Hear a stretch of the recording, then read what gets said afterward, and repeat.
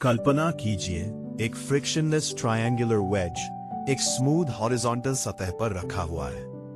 इसके टॉप पर एक छोटा ब्लॉक रखा गया है। पूरे सिस्टम को रेस्ट से छोड़ा जाता है। जैसे ही ब्लॉक ट्रायंगुलर वेज के ऊपर से ढलान पर नीचे की ओर फिसलना शुरू करता है, वो ग्रेविटेशनल फोर्स के कारण इंक्लाइन सरफेस के अलोंग गति कर पाए। चूंकि सभी सरफेसेस फ्रिक्शनलेस हैं, इसलिए एनर्जी की कोई डिसिपेशन नहीं होती और गति लगातार बनी रहती है। इस प्रक्रिया में एक महत्वपूर्ण बात यह होती है कि ट्रायंगुलर वेज स्वयं भी हॉरिजॉन्टल दिशा में गति करने लगता है। अब प्रश्न यह है कि ऐसा क्यों होता है? जब ब्लॉक नीचे फिसलता है तो वो वेज पर नॉर्मल फोर्स लगाता है। इस फोर्स के दो कंपोनेंट्स होते हैं, एक वर्टिकल और एक हॉरिजॉन्टल।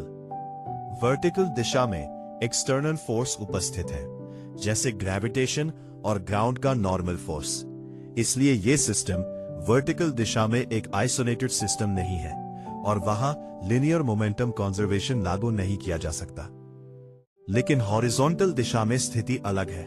चूंकि ग्राउंड फ्रिक्शनलेस है, इसलिए कोई भी एक्सटर्नल हॉरिजॉन्टल फोर्स सिस्टम पर एक्ट नहीं करता।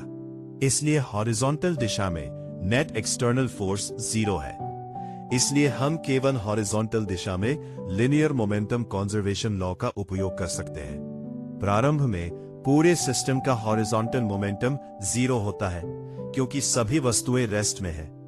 जैसे ही ब्लॉक ट्रायंगुलर वेज पर नीचे की ओर गति करता है, वो हॉरिजॉन्टल दिशा में एक वेलोसिटी प्राप्त करता है।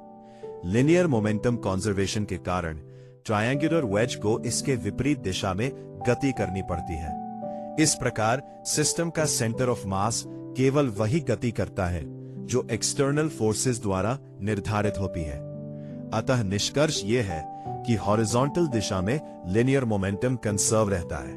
सिस्टम का सेंटर ऑफ मास भी हॉरिजॉन्टल दिशा में रेस्ट पर रहता है, जबकि वर्टिकल दिशा में एक्सटर्नल फोर्स के कारण यह संभव नहीं होता।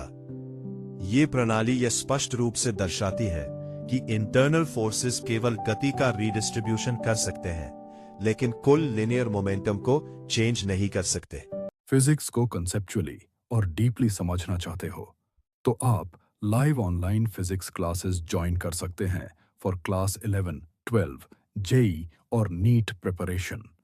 क्लासेस जूम पर होती हैं, पर्सनलाइज्ड 1-to-1 या स्मॉल बैचेस में, जहां detailed theory, numerical problem solving, regular doubt solving और असाइनमेंट्स प्रोवाइड किए जाते हैं। फ्री फिजिक्स कंटेंट के लिए सब्सक्राइब करो physics Edumedia YouTube channel. Classes join करने के लिए दिए गए टेलीग्राम पर कांटेक्ट करो या व्हाट्सएप करो। Keep learning physics.